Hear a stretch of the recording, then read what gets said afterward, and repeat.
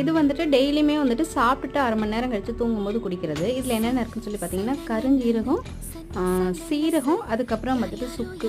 கருஞ்சீரகமும் சீரகமும் equal அளவு எடுத்து வறுத்துக்கிட்டு, சுக்கையும் நல்லா தட்டிக்கிட்டே மிக்சியில் போட்டு அரைச்சி வச்சுக்கிட்டோம் ஒரு டப்பாவில்.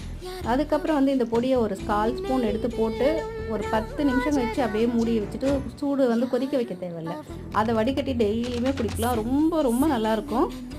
எதிர்த்து வர்றது, அதாவது எதிர்த்தளிச்சு வரும்ல, அந்த மாதிரி வர்றது, அதுக்கப்புறம் வந்து ஒரு மாதிரி டைஜஷன் ஆகாமல் இருக்குல்ல, அந்த ஃபீல் எதுவுமே இருக்காது. ரொம்பவே சூப்பராக இருக்கும்.